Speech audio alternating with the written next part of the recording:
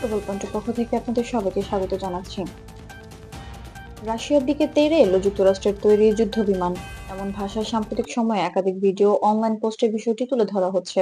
কোথাও বলা হচ্ছে রাশিয়ার সামনে পাত্তাই পায়নি যুক্তরাষ্ট্রের গর্ব বলে পরিচিত F-16 যুদ্ধ বিমান, আবার কোথাও দাবি করা হচ্ছে মুহূর্তেই সেটি বড় ধরনের সমস্যার মুখে পড়ে। কিন্তু বাস্তব পরিস্থিতি ঠিক কতটা সেটি যাচাই করে দেখছে গ্লোবাল পয়েন্ট।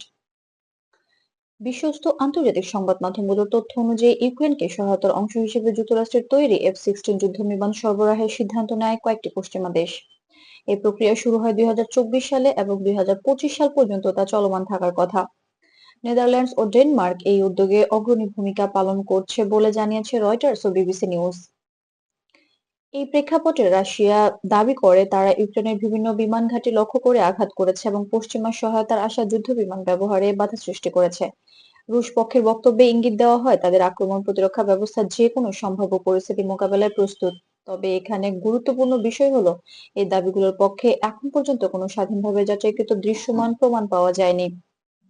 রয়টার্স জানায় কিছু এলাকায় বিমান ঘাঁটির অবকাঠামো ক্ষতিগ্রস্ত হওয়ার তথ্য পাওয়া গেলেও কোনো F-16 যুদ্ধবিমান সম্পূর্ণভাবে অচল বা ধ্বংস হওয়ার বিষয়টি নিশ্চিত করা সম্ভব হয়নি। একই কথা জানিয়েছে বিবিসি নিউজও। তাদের প্রতিবেদনে বলা হয়েছে সামাজিক যোগাযোগ মাধ্যমে ছড়িয়ে পড়া অনেক দাবি এখনো যাচাইয়ের বাইরে রয়ে গেছে। নিউ ইয়র্ক টাইমসের এক প্রতিবেদনে উল্লেখ করা হয় ইউক্রেন এসব যুদ্ধ বিমান অত্যন্ত সতর্কতার সঙ্গে ব্যবহার করছে।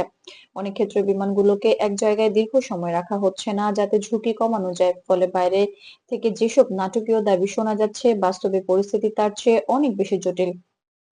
আল জাজিরা জানিয়েছে রাশিয়া তাদের সক্ষমতা নিয়ে যে বক্তব্য দিচ্ছে তা মূলত নিজস্ব বিবৃতির ওপর নির্ভরশীল।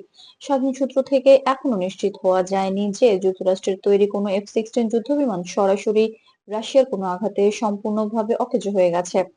বিশ্লেষকদের মতে আধুনিক যুদ্ধবিমান নিয়ে এমন তথ্য যুদ্ধ নতুন কিছু নয়। অনেক সময় দাবি ও পাল্টা দাবির মধ্যে বাস্তব তথ্য আড়ালে থেকে যায়, তাই যাচাই ছাড়া কোনো একটি বক্তব্যকে চূড়ান্ত সত্য ধরে নেওয়া ঝুঁকিপূর্ণ। সব মিলিয়ে বলা যায় রাশিয়ার দিকে যুক্তরাষ্ট্রের তৈরি যুদ্ধবিমান তেড়ে এসেছে এমন ভাষায় যেসব আলোচনা চলছে তার বড় একটি অংশ এখনো নিশ্চিত তথ্যের উপর দাঁড়িয়ে নেই। আন্তর্জাতিক গণমাধ্যমগুলো বিষয়টি সতর্কতার সঙ্গে পর্যবেক্ষণ করছে এবং যাচাই ছাড়া কোনো চূড়ান্ত সিদ্ধান্তে পৌঁছাবে না। গ্লোবাল পয়েন্টে সবসময় চেষ্টা করে গুজব নয় বরং যাচাইকৃত ও নির্ভরযোগ্য তথ্য আপনাদের সামনে তুলে ধরার জন্য। গ্লোবাল পয়েন্টের সঙ্গেই থাকুন এমন আরো নিরপেক্ষ ও বিশ্বাসযোগ্য আন্তর্জাতিক সংবাদ পেতে এখনই আমাদের চ্যানেলটি সাবস্ক্রাইব করুন।